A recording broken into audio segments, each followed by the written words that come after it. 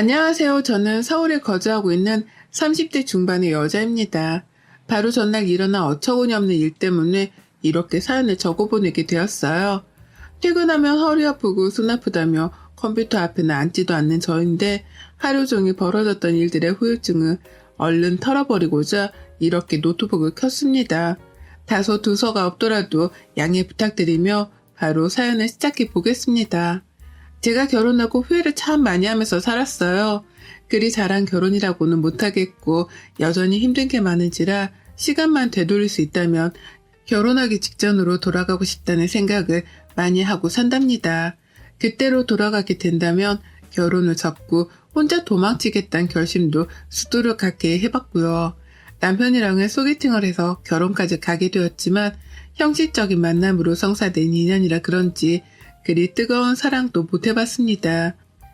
각자 홍기가 찼다고 생각할 때쯤 만나 결혼도 조금 서두른 감이 없잖아 있었고요.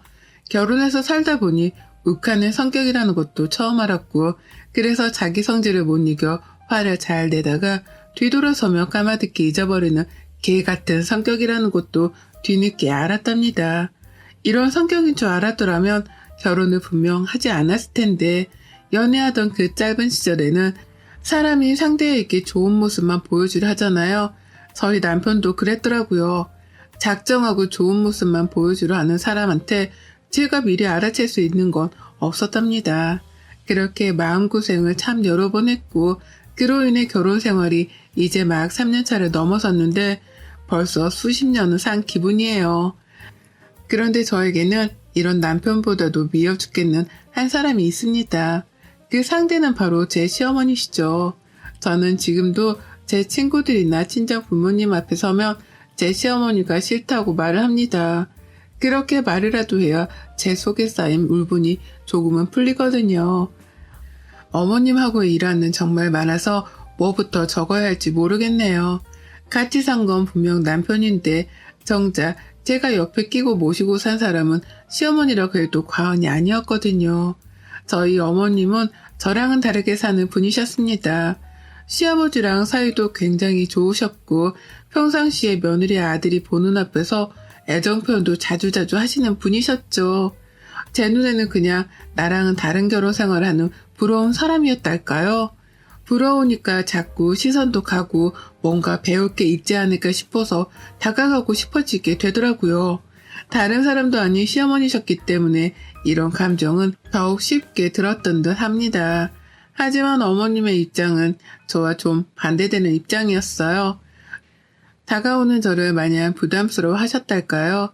그냥 부담스러워만 하셨더라면 제가 알아서 선을 긋고 행동을 조심했을 텐데 어머님은 부담스러운 걸 넘어서서 싫어하는 티까지 아주 팍팍 내셨습니다. 시아버지랑 남편 앞에서는 참 사랑받는 아내이자 어머니인 것 같더니만 피 한 방울 안 섞인 며느리 앞에서는 기분 내키는 대로 행동하는 안하무인한 분이셨죠. 그 덕에 저는 차가운 어머님의 모습만 배워왔고요. 며느리의 뭐가 그리 마음에 들지 않았는지 어머님은 늘 뾰루통하다 못해 심술 맞기도 하셨습니다. 다 같이 거실에 앉아 오순도순 얘기를 나누려다 싶다가도 그게 마음에 안 드셨는지 저를 콕 집어서는 물을 가져다 달라고 하거나 과일을 깎아달라고 심부름을 시키셨어요. 그러면 저는 자연스럽게 거실에서 나와 혼자 부엌으로 들어가 있곤 했고요. 남편한테 여동생이 있고 아가씨하고는 제가 사이가 좋아서 아가씨까지 집에 있으면 어찌저찌 다 같이 대화할 자리가 만들어지곤 했는데요. 아가씨도 결혼을 한 사람이다 보니 자기 시댁을 챙기느라 친정에 자주 모이지 못하셨어요. 그러니 저는 절 챙겨주는 사람이 따로 없어서 겉돌 수밖에 없었습니다. 하지만 이게 그리 큰 문제가 되진 않았어요. 저도 똑같이 저희 친정에 가면 남편을 남몰라라 했거든요. 저한테 신경 안 써주고 뻘쭘히 혼자 있게 했던 것처럼 저도 그냥 남편을 신경 쓰지 않았습니다. 그러면 남편은 제게 미안한 게 있긴 했는지 저한테 따로 신경질을 부리기보다는 한편에서 조용히 가만히 있곤 했죠. 한마디로 부부가 아니라 이미 원수가 된 사이나 다름이 없었답니다. 한 번은 이런 생각도 해봤어요. 그런 저희 사이를 시어머니가 눈치챈 게 아닌가 하고 말이죠. 아들이 사랑하지 않는 여자니까 잘해줄 필요가 없다고 생각을 해서 제게 쌀쌀맞게 구는 게 아닌가 싶었습니다. 하지만 그렇다고 하기에는 어머님이 참 지나칠 정도로 저랑 선을 긋고 사셨어요. 자기 기분 안 좋을 때 신경질도 대놓고 부리시고 얼굴 표정이 구겨진 순간부터는 어머니 눈치를 살피느라고 마음이 내내 불편했답니다. 그뿐이게요. 시댁에 갈 때 제가 입고 가는 옷을 확인도 하더라고요. 저도 직장을 다니고 노후 준비 잘 되어 있는 친정 부모님 덕분에 어디다가 돈 빠져나갈 걱정은 안 하고 사는 사람이었습니다. 그러니 제 능력껏 명품백도 몇 개 가지고 있었어요. 그런데 그걸 어머님이 그렇게나 싫어하더라고요. 남편이 이 가방들을 사주면서 보태준 돈은 1원도 없는데 제가 마치 남편의 돈을 뜯어내서 명품 가방을 산 것 마냥 눈치를 주셨답니다. 남편 등골 빼서 샀냐는 말까지 들었다니까요. 예뻐 보이고 싶고 단정해 보이고 싶어서 출근하는 길 그대로 복장을 갖춰 입고 간 것뿐이었는데 남편 등골 빼먹을 여자 소리까지 듣고 저 진짜 그 순간 법원으로 뛰쳐들어가고 싶었습니다. 당장이라도 이혼에 합의를 하겠다고 선전포고를 하기 위해 말입니다. 말 한마디를 하셔도 꼭 저한테 당장이라도 말싸움을 하고 싶다는 사람 마냥 시비를 걸곤 하셨죠. 그러니 싸움을 하기 싫은 저희더라도 빈정이 상하는 건 어쩔 수 없더라고요. 그 바람에 집에 가서는 꼭 한 번씩 입을 발차기를 하기도 했죠. 왜 시어머니께 말대로 한번 제대로 하지 못했나 하는 후회 때문에 말입니다. 이미 결혼 초부터 기가 눌려서는 이런 찬밥 대접을 받는 것이 못내 아쉽고 후회가 되어 늘 속이 상했네요. 그러다 바로 어제 사건이 터졌습니다. 정확한 시작은 어제가 아니라 그제였죠. 제가 평상시 핸드폰을 막 달고 사는 사람도 아니고 업무 말고는 깨떡 어플을 따로 확인하는 편도 아니었어요. 그런데 친정 엄마랑 잠깐 연락을 주고받는 도중 이게 갑자기 먹통이더라고요. 어플이 말입니다. 저 같은 경우에는 접속이 되긴 되었는데 문자가 보내지질 않는다거나 어느 순간부터는 갑자기 접속 자체도 먹통이 되더라고요. 잠깐 불편했고 이게 뭔 일인가 싶었어요. 처음에는 깨똑 어플이 아니라 제 핸드폰이 잘못된 줄 알고 핸드폰 전원을 껐다가 켜보기도 하고 어플 업데이트를 해야 되나 싶어서 검색도 하고 별별 짓을 다 했습니다. 그러다 깨똑 자체가 먹통이란 걸 알게 되었고 그 순간부터는 아무것도 하지 않았어요. 굳이 내 핸드폰의 먹통 때문이 아니라면 걱정할 일도 아니었고 깨똑이 당장 필요한 게 아니었으니 신경을 안 쓴 거죠. 그러고는 내내 멀쩡히 일상을 보냈습니다. 제 일을 하고도 필요한 건 직접 전화나 핸드폰 내에 문자를 보냈어요. 그렇게 하고 나서 보니 불편한 건 정말 하나도 없었습니다. 그런데 집에 와보니 남편이 전화를 붙들고는 끊질 않더라고요. 시어머니하고의 연락을 하는 중이었던 겁니다. 뭔 얘기를 그렇게 심각하게 하는 중인 건지 남편은 시어머니의 대화를 듣고 달래주기만 바빴어요. 시어머니는 뭐라 짜증 반 목소리 반을 키운 채로 끊임없이 말을 꺼내는 중이셨고요. 너무 궁금해서 저도 모르게 집에 들어오자마자 귀를 쫑긋거리다가 남편 옆에 앉았습니다. 그랬더니 남편도 시어머니한테 슬슬 짜증이 난 건지 너도 들어보라는 속삭임과 함께 스피커폰을 켜더라고요. 그 덕에 저는 시어머니가 하는 말을 모두 들었고요. 어머님은 나이 10대도 아니고 20대도 아닌 60대의 어머님은 깨똑이 먹통이라는 사실이 너무 속이 상하고 불편해 죽겠다면서 그에 대한 짜증과 불평을 남편에게 털어놓고 계셨답니다. 깨똑 먹통으로 인해 할 수 있는 게 아무것도 없고 그 바람에 연락을 해야 하는 친구들과도 연락을 못하고 있다면서 심심히 죽겠다고 하소연을 하셨네요. 전 솔직히 새삼 놀랐어요.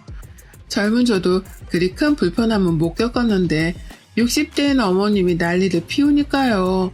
그게 속이 상하고 불편하다며 아들한테까지 연락을 해서 화를 낼 일인가 싶었습니다. 평상시 남편 앞에서만큼은 화를 덜 내는 어머님이셨기 때문에 제 눈에는 이 상황이 보다 우습고 놀랄 수밖에 없어 보였답니다. 그렇게 어머님은 한참이나 더 지나서야 전화를 끊으셨고 남편은 전화를 끊자마자 제 앞에서 혼잣말 비슷하게 말하더라고요.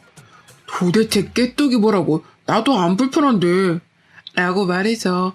저도 그 말에 수긍을 하면서 괜시리 깨똑을 한 번 더 열어봤고 여전히 먹통인 걸 보면서 속으로 생각했죠. 여전히 먹통이구나 라고 말이죠. 불편해서 못 참겠다거나 어디다가 불평을 해야겠다고 감히 생각은 해보지 않았습니다. 그냥 먹통이니 먹통인 줄 알았고 시간이 지나면 자연스레 해결이 되겠거니 싶어서 내버려 뒀어요. 아무 생각이 없었어요. 그리고 난 후 저는 주말을 맞아 늦잠도 자고 제 나름의 게으름을 피우면서 시간을 즐겼습니다. 주말은 평안했고 깨똑을 켰다가 또 반응이 없길래 여전히 먹통인가 보다 싶어서 핸드폰을 아예 쳐다도 안 봤어요. 그 사이 남편은 시어머니한테서 깨똑이 여전히 안 되어 불편하다 불평을 전해들은 건지 우리 엄마가 또 라면서 혼잣말로 신경질적인 말도 내뱉었죠. 그러다 월요일이 되니 깨똑이 되더라고요. 그냥 접속이 잘 되었습니다. 그리고 전 아무 생각 없이 프로필 사진을 바꿨어요. 보아하니 친구들 프로필명에 깨똑이 안 되어 불편했다는 말도 적혀있고 또 깨똑이 이제서야 된다는 기쁨의 말도 적혀있는 거예요. 그래서 저도 뭐라도 사진을 바꿔서 재밌는 이 상황에 웃음을 줘보려고 가지고 있던 귀여운 애니메이션 사진을 프로필로 등록했습니다. 사진은 기쁨의 눈을 글썽거리는 애니메이션 속 고양이 사진이었어요.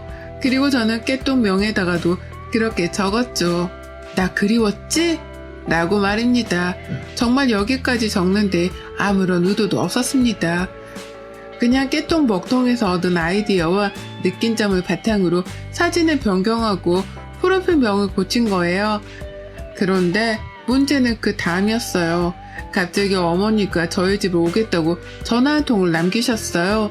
그러더니만 30분도 채 지나지 않아서 어머님이 도착을 하셨습니다. 전화를 한 순간 이미 저희 집으로 출발을 한 후였던 거였죠. 뭐가 그리 급해서 집으로 뛰어오셨나 싶어서 영문도 모른 채 어머님을 맞이했는데요. 어머님은 들어오자마자 저에게 쌍욕을 퍼부으셨어요. 그리고는 이런 말을 함께 소리쳐가며 제게 던져대셨죠. 너 누가 계정을 2개나 가지고 있어? 네가 바람을 피우지 않은 이상 멀쩡히 결혼해서 직장 다니는 얘가 깨똑 아이디 2개를 가지고 있는 게 말이 돼? 말이 안 되잖아. 라고 말입니다. 듣자마자 당황해서 이해도 못하고 있는 제게 시어머니는 당장이라도 머리채를 잡을 것처럼 들이미셨고 하도 소리를 지른 바람에 남편까지 말리는 상황이 만들어졌어요. 웃지 못할 상황이었습니다. 깨똑 아이디 2개라는 소리도 이해가 안 가는데 저를 쥐 잡아먹을 듯 덤비시는 것도 이해가 안 갔죠. 그리고 무엇보다 바람이라뇨? 출퇴근했다 집에서 남편 옆에만 있는 지루하디 따분한 삶을 사는 저인데 바람이라뇨. 그래서 저도 욱한 나머지 시어머니께 소리를 냈다 질렀죠. 바람이라뇨? 어머님 정신 나가셨어요? 제가 뭘 했다고 갑자기 집으로 쳐들어와서 바람이래요? 제가 뭘 했길래 엄한 사람을 이렇게 잡는 거예요? 라고요. 솔직한 말로 씩씩대며 욕도 쏟아져 나올 뻔했고 눈깔은 이미 뒤집혀 있었습니다. 억울한데 화도 나서 감정 주체가 잘 안 되었고 그래서 시어머니한테는 멀쩡한 눈빛으로 바라볼 수도 없었어요. 계속해서 째려보며 저도 씩씩댄 거죠. 그러자 시어머니는 저의 태도가 불순하다고 여기신 건지 더욱 큰 소리로 떠들더라고요. 말도 안 되는 막말을 너무나 당당하게 내뱉기 시작하신 거예요. 네가 바람을 피운 거잖아. 그러니까 깨똑 프로필 2개가 있는 거지. 그게 아니면 갑자기 깨똑 프로필 사진이 왜 바뀌어?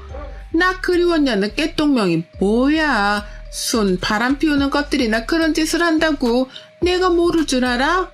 라고요. 와, 시어머니 말씀은 그거였습니다. 깨똑이 먹통이 되어서 은연중에 멀티 프로필을 가지고 있던 사람들의 프로필 이전 사진들이 강제 공개가 되었다더군요.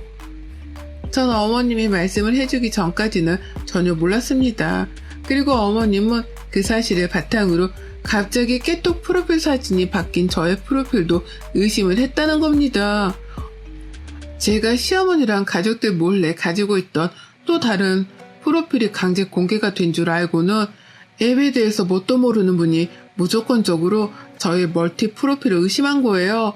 기존의 프로필임에도 불구하고 자신이 못 보던 사진이 프로필에 올려져 있다는 이유만으로 제가 숨겨놓은 비밀의 프로필이라고 생각을 하신 겁니다.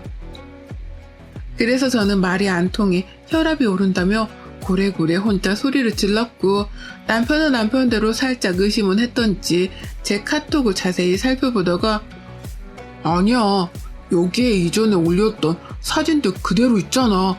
이거 원래 우리가 보던 그 계정이야. 라고 하면서 뒤늦게요 시어머니를 달랬어요. 시어머니는 그제서야 쪽팔리고 체면이 안 서는 건지 그래? 아닌데? 라고 하면서 이상하다는 듯 깨똑을 탓하셨고, 저는 홧김에 손모가지가 올라갔다가 시어머니를 밀쳐내고 집을 나왔습니다. 밖에 나와서 혼자 길거리를 서성이며 얼마나 분하다 가슴을 쳐댔는지 몰라요.